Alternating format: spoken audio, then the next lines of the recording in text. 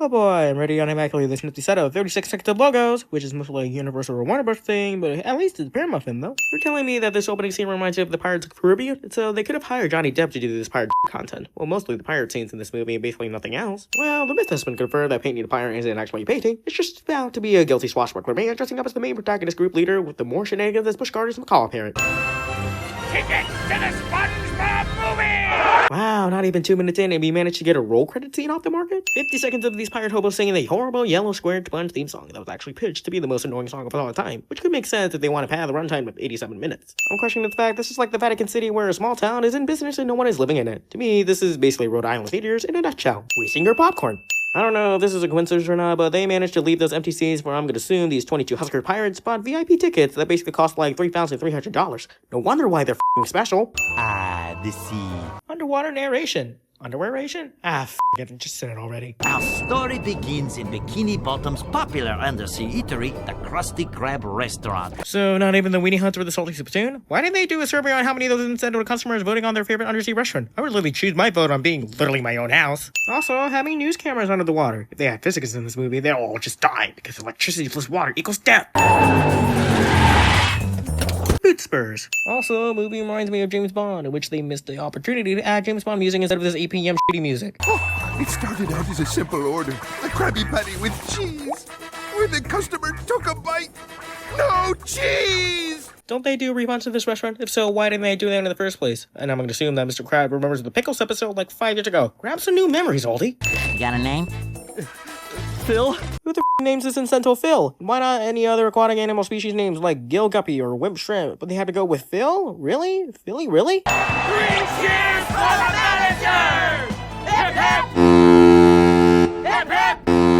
Cue movie, thinking this foghorn sound effect was just inserted for comedy laughs. I think they went too far. Hooray! Gary! I'm all versatile for all the boxer wearers that this complete full setup when going to bed isn't fancy or actually appropriate to all the viewers. Man, PG rating actually does mean something. Today's the grand opening ceremony. Man, this movie just predicted the f***ing future. They know that the Wii successor is going to bring out a horrible D-pad 32GB seller, and also predicted another Royal Farms after 2 blocks away from the other Royal Farms, meaning in my hometown. Well, let's ask my wall of 374 consecutive Employee of the Month awards. Damn, bro. 31 years? No wonder why this show kept going on up until now. Also, movie creates its definition of scoreboard, being a horrible ward. I get that the toothbrush has 2 bristles because of how many front teeth this cheese block head has, but why is the toothpaste shaped like a penis? Dumb neighbor taking a shower in the morning before getting to work cliche. Privacy. Okay, so the movie introduced the most notable bikini bottomers, mostly the main characters like SpongeBob and Patrick and Mr. Krabs, but I'm questioning the fact on how did their parents offspring their child again? We're gonna party till we're purple. I love being purple! But you're pink, not purple. Man, is this movie racist to all color schemes? I hardly find the fact that this movie had to offer a more folklore music choice, but this had to be an option for these a-holes to sing a Goofy Goober song? They don't do this in Baskin Robbins or Cold Stone. Oh, I better get going. Live streamers. Hey, look for me at the ceremony! I got a little surprise for you! And I'm also gonna f myself and f the other people that I plan to harass those people when you're at the ceremony. Longtime owner Mr. Krabs is opening a new restaurant called the Krusty Krab 2. Movie literally predicting the Nintendo Switch 2 after almost a full decade. And if they keep predicting stuff that's more natural than the real world, I find it hardly funny if the movie's title was changed to Prediction, the movie, where we always have flawless predictions and no mess-ups.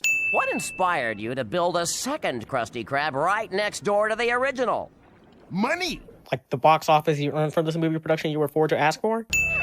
This meme. What about Z? What's so special about the letter Z anyway? Is it because it's the last letter of the alphabet or something? I call bullshit on that one, hero. Alright, because the movie wanted to add on a scene where Plankton homophobes the letter Z. Inside a folder where revealing the secret formula may have given him a dose of having sex. Not in something, on someone, you twit!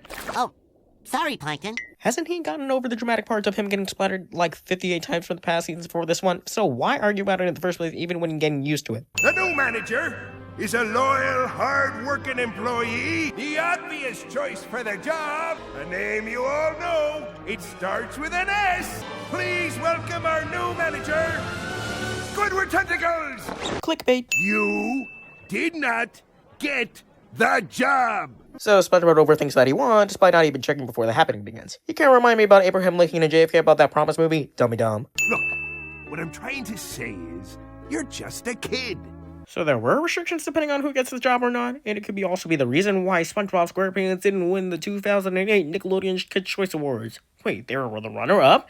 Avatar, man, this show is the best! Also, that's kiddest. Also, I'm kind of disappointed that this is the only Pearl Crab scene that we ever get throughout the whole 87-minute movie. They could have added a Pearl segment where they started kerning cheerleader transition section. That could have made the movie 60 times better. R.I.P. to the Pearl fans, I guess. Dude, we're literally almost 13 minutes in and had to offer a funny butt joke into the mix. Because of the funny butt joke, this pink bull star gets to f*** all over town with just a parachute holding a flag up his anus. The royal court is now in session. Bring the prisoner forward. Kidnapping? Oh, come on, movie. This is like the old vintage college 1950s Cinderella slipper scene all over again. You don't take this too seriously, not giving credit for it. Why honor a subplot when they make a Chuck E. Cheese ripoff into the script and thought, you know what, scrap the idea, where this yellow boy gets sent to hell, let's make the Goofy Goober scene where the kids are a fan of these stupid little animatronics. We'll get tons of money unlike the stupid crab. Sobbing in front of no one. Here's your goober meal, sir. I'm supposed to get a toy with this? I'm pretty sure that is not how it was supposed to be served, but man, if it was the 2018 sauce from McDonald's, they could have made it into the scene or replacing it with a puppet. I'm definitely removing a sin for that, but if it had to offer. Hang on, if this is supposed to be a bar, where are the extra seats or tables into this mix? This is not a bar movie. I was almost gonna remove a sin for this funny vanilla gag this movie had to offer, but they ordered like 16 cups of vanilla ice cream with bananas and chocolate syrup and 3 packs of cherries in each cup, and they had no money to buy all of this shit. And to me, this is like ordering Bluebell ice cream from Walmart that possibly costs like $8.32, and the total would be $133.12, plus an extra $9.06, a full $3.96, and $4.96, with the tax being $4.82, which they should have bought these items for $156.46, and they're wasting them like goddamn, too much energy going on? Patrick and his big peanut guy! That's racist. Yeah, I'm not buying it over these two drunky idiots turning on Bowl's parfaits now. Capitalism. Relinquish the royal crown to me at once! But this is crazy. I didn't do it.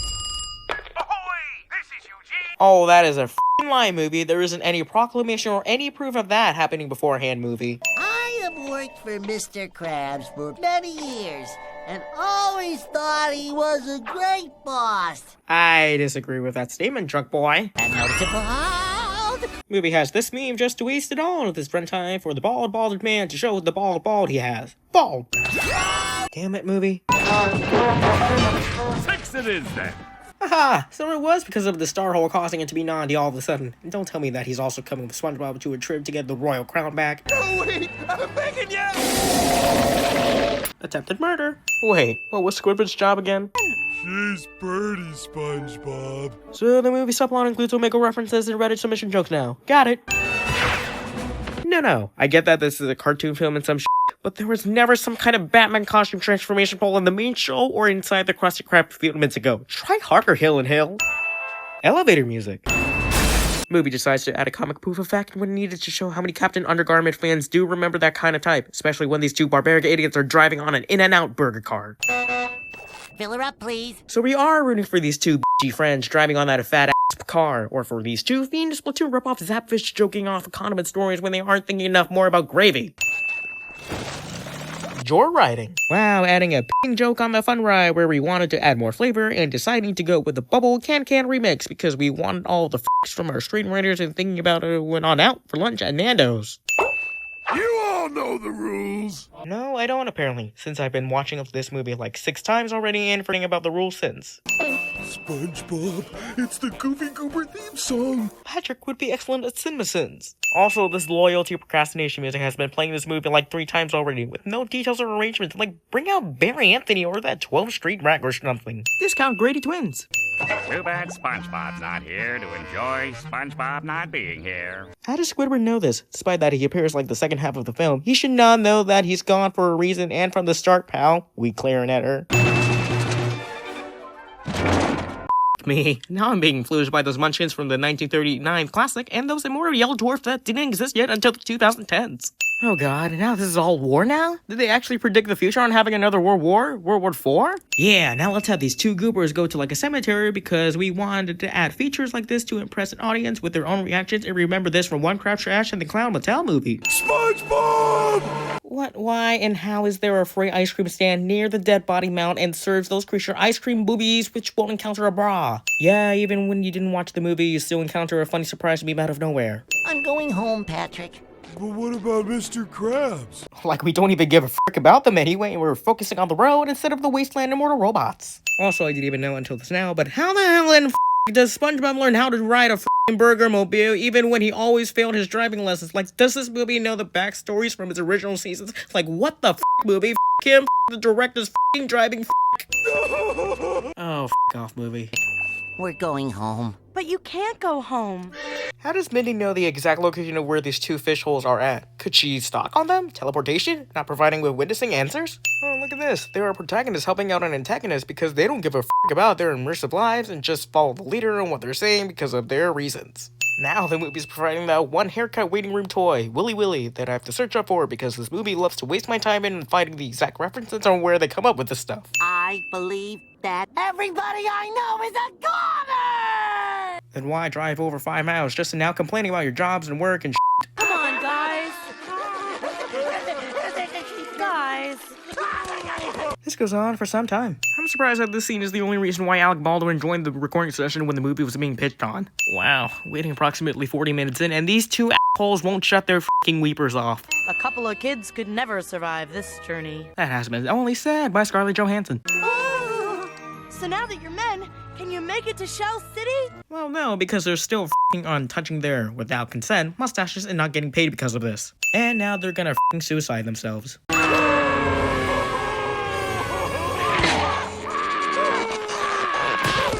They both survived this, thanks to a f***ing misplaced or already placed seaweed plant near the cliff over the ground area. Wow, look at this. A deserted and dark wasteland with fossilized animals and bats and shit.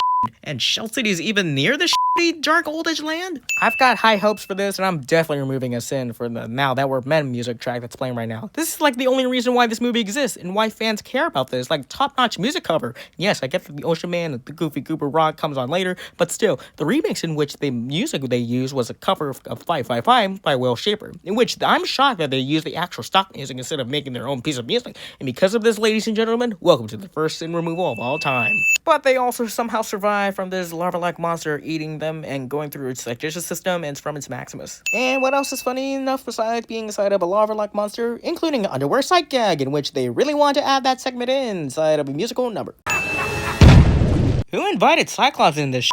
Protagonists get kidnapped for absolutely no explanation or reasons because the movie doesn't give a f*** about it, and they never told us a story on why the Aquaman-suited person stole them instead of the other antagonist cliche. They broke reality somehow, and this explains why they get paid in this shit. Nice try, movie. I don't know if that was planned or not by covering the logo of an Elmer's glue with dirty rust on it, and it could have been a sin off if they didn't center out the logo to show what brand it is because we're all nosy. The f*** movie, what the shit is up with his name? Google Eyes? They could have named it Googly Eyes instead. Was this intentional daring when you wanted to add a Google reference? Yep, they weren't lying in the scene. They totally did a clam joke on Alexander Graham Bell. Didn't the movie see the important events on Wealth or Not because it involved Bell in it? Movie wanted to go way too far on a scene of attempting murder to creatures because PG reasons. Goofy! Goofy! So this is how the movie ends. Both of them dehydrate and die. I mean, it's fine if that could have been the good editing to this movie, but no! We gotta watch those f***ing shitty pirates watching a f***ing romantic scene inside of the movie to pad the f***ing movie.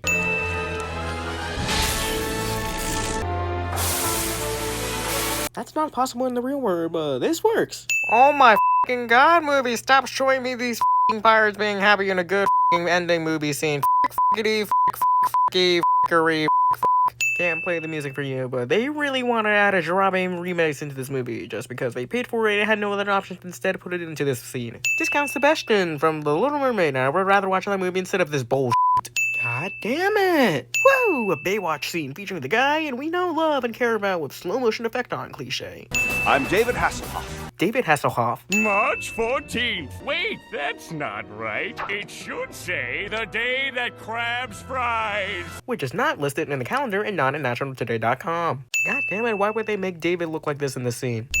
This is the best seat in the house. But it's not though. You're basically just sitting on the floorboard with a lounge beach chair with trousers on, making you look less like a zooplankton and more of a moron. Thanks, movie, for telling me that boobs are very talented to people with no shirts on, and it's very muscular and flexible compared to my scalp. I'm confused about how our emotions work when frozen in this scene. He stays into this frozen statue emotion posed earlier in the movie. Then the boy saved Mr. Krabs and shows a happy emotion with no minor movement, just a happy jerky smile and tears of joy eyes. If there was a way to make other emotions than this particular pose, why didn't he create those emotions before these two features pummeling up?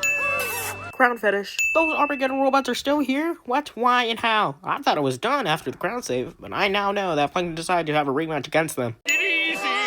What the scallop? I'm a goofy goober. Movie decides to add a complimentary song combined with a paddable ending song to wrap the movie up, in which they hired Jim Wise to do all the work. Also, this Walk of the Earth song parody had 7 f***ing writers, and one of them includes Dee Snider. I now understand what true really meant, and therefore I'm gonna add those number of sins in. Yeah, I know this scene is supposed to be a her moment, but this face, gross, and this transition from 2D to reality is literally like the confusing part yet. Like, why do the cartoon characters have 4 fingers, but in reality we have 5? Also, does this guitar have frets? That should have been the final design for Plankton. Funny how this jail cell is small, but he should be able to get out easily between the metal bars. Unless they're electric wires. Can those people find more ideas instead of this, because this varmint can basically crawl it out and we're f***ed. Well, at least they tried their best on Mr. Krabs' Phineas and Ferb's final form design. Why do you have to do that, movie? Why can't you make Squidward a manager? Not even a second or two. F*** me, don't remember stuff sometimes. Well, my life's ruined. SpongeBob gets the job, despite the amount of rules Mr. Krab provides, and regrets it on the end and not apologizing. This is the greatest day of my life! Ending your movie with freeze frame cliche. Also, they could have specified that manager job with more wiseable rules and using that specific job wisely. Also, this end credits music they're playing right now and they paid for is Ocean Man, written by the Ween, and they could have played the other Ween song from the episode Your Shoes Untied after this song. Irrelevantly, this was a popular meme in 2010s beforehand and could have been dead earlier and now dead from the 2000s, and its original music had a black and white filter with no oriented video idea, besides the Shape of Water ripoff, and they missed the opportunity to add a green goblin creature as a joke in the movie prior near the credits section. Ugh. Dan Schneider's artwork. Look at that big gap between the actions of the credits. I could fit a PNG of the Eiffel Tower between them, bro. Also, one of the end credits music they used is Best Day Ever. You're telling me that this piece of music was created before the original 420 episode came out? They should have created the episode before the movie and not after the movie. Despite having a question mark on their birth date, I'm still gonna remove a sin. You folks have to leave. I hate these pirates. Thanks to the Swiffer lady, I would easily hire this girl on what exactly? Give me a moment to send a video. Also, this is like me waiting on the epilogue post-credit scene, unless there wasn't one. And the movie should have warned us if their post-credit scene existed or not, and we would be deeks.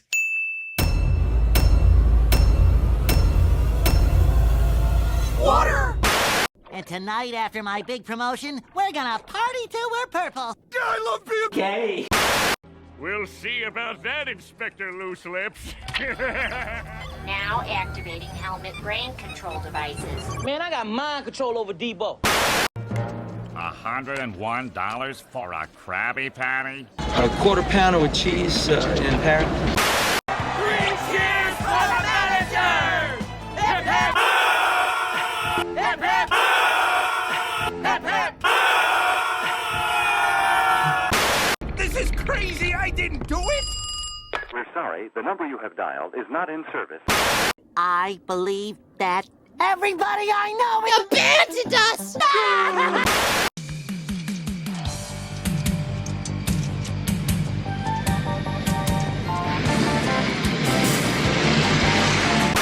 This is the greatest day of my life! Ocean Man, take me by the hand, take me to the land.